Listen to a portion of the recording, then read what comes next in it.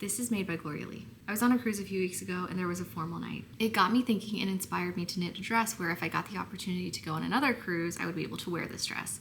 My personal making goals are to have a completely handmade wardrobe, and there are patterns galore for sweaters, hats, socks, gloves, and scarves. But when it comes to dresses, specifically more formal dresses, they are hard to come by. Maybe this is because knitwear tends to look more casual, or because the people in the knitting community don't want to invest the time into knitting dresses. I'm not really sure. I scoured Ravelry and put together a list of 10 dress patterns that I would like to knit, and I would implore you to knit. Why? I'm a sucker for going through people's project pages, and unfortunately many of these dresses don't have a lot of projects, and if we all knit these dresses, the data would be more reliable. Pattern photography, while really beautiful and appreciated, has all the bells and whistles of good lighting, a good camera, and a model. You could really make any pattern look good. And if I were to knit something, I would more likely trust the photos and notes of a knitter who looks more like me and also has no bias towards the pattern or any agenda to sell a pattern. For these dresses, my question was, can I wear this to a nice restaurant? If I were being more specific, it would be, can I wear this to a formal night on the cruise? Of course, I'm all for wear what you want and comfort over cool or function over fashion, but sometimes it's nice to be a little bit more dressed up, and that was what I was looking for these 10 dresses. So ultimately, my goal in having these 10 dresses is these were my top 10 contenders for the dress that I was going to knit. It does take me a long time to find the pattern that I want to knit, and so while all these dresses are great dresses that I think anyone could knit, that you might knit, for the specific type of dress that I want, which is a formal night dress, 9 of them were close but didn't hit the mark, and the last one is the one that I do plan on knitting. All these dresses happen to be short dresses, but you could easily lengthen them to your desire.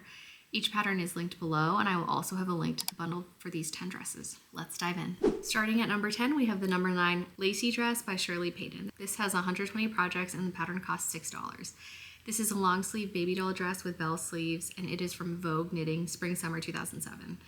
I like that it's flowy, I like that the lace makes it delicate and feminine, and it looks great on every body type.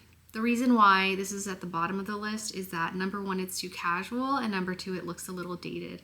Definitely, I see this as probably being really popular in 2007, but I don't think it has aged very well, and I think if I were to knit a dress like this, it would be probably something that would be in a lot of people's closets already that they bought. At number 9, we have Peach Day by Drops Design. This has 21 projects and it's free. It is a short sleeve dress. And of the projects that there are, it does look flattering for most shapes, and it's a really sweet dress. The issue again is that it's too casual, and on top of that, I'm not super pro V-neck at this time in my fashion journey, and the position of the lace makes it so that you need to wear something underneath it when it easily could have been a dress that you didn't need to.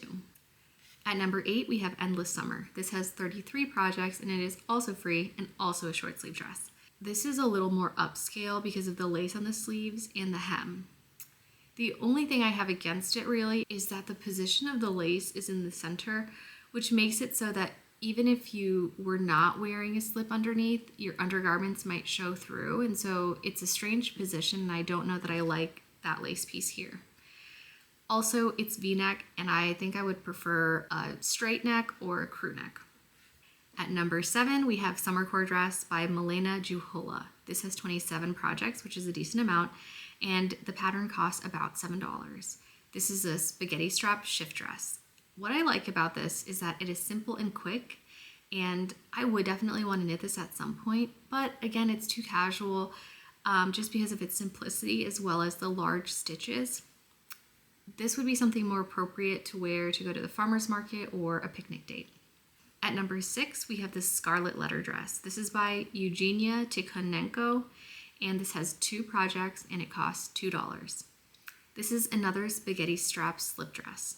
I am really drawn to this dress. Despite it not having the best photography, it is very elegant and flowy. The fabric created is really thin, and it would be fancy enough.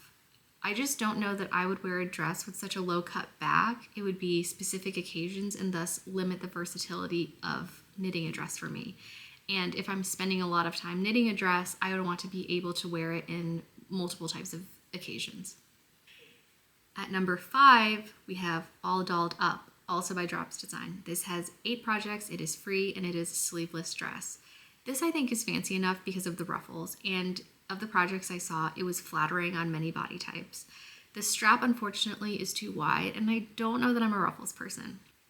At number 4, we have Beach Date. This is also by Drops Design. This has 108 projects, and it's free. It is a short sleeve sundress. I'm really drawn to this pattern, and lots of people have knit this, and everyone looks good in it. The flower motif, unfortunately, is not my favorite, and again, like many of the other dresses, it is a little too casual, but I would probably want to knit this if I was going to travel through Europe or something like that. At number 3, we have number 10, Lace Slip Dress. This is by Wendy Sachs, and it was from Vogue Knitting Spring Summer 1998. So it's from a while ago. There is not a standard price on it because it is an older pattern, but you can find the magazine on eBay ranging anywhere from $6 to $20. I think this is beautiful, fancy, delicate. It is hard to source because it's from 1998 and it's not readily available on Ravelry. You will also need a slip dress under it, and I don't know how it looks on most body types because there were 0 projects and I only saw one photo from the pattern on Ravelry. At number 2, we have the Positano Dress. This is by Betta Knit, and it also has 0 projects. The cost is about $62 because it's part of a kit, which includes the yarn with the pattern. This is a sleeveless dress with ruffles, and it's fancy enough. It really hits the spot for a nice dinner dress, especially if it was black. It has a high neck, which is kind of bad for my big neck. I have an issue. I don't like anything choking me, and I'm also unsure about the ruffles. And the ultimate reason why this is not something I'm going to knit is that you have to buy the kit to get the pattern, and I really do like my freedom in choosing what yarn to use. Finally, at number 1, we have the Butterfly Dress or Vest by Jenny Atkinson. This has a whopping 331 projects, and it costs about $7.60. This is a lace slip dress, and it perfectly answers the question, can I wear this to a nice restaurant? Lots of projects, and so many people have even worn this dress as their wedding dress. Now, this is also a dress where I would need a slip dress under it, but I think there is just no perfect dress when it comes to knitting one. It either looks too casual or you will have to have a slip under it. And I think woven fabric just lends itself to something that's more upscale. But ultimately what I love about this is that so many people have knit this, and I love so many of the results of these knitters. Anyway, thanks for coming along with me to find the dress that I plan to knit this year, and hopefully you learned about a pattern or designer you had not yet heard of, and maybe soon you'll be knitting one of these dresses and I'll be lurking on your project page on Ravelry. Until then, bye. Can you say until then, bye? Usually it's bye. Until next time. Until next time.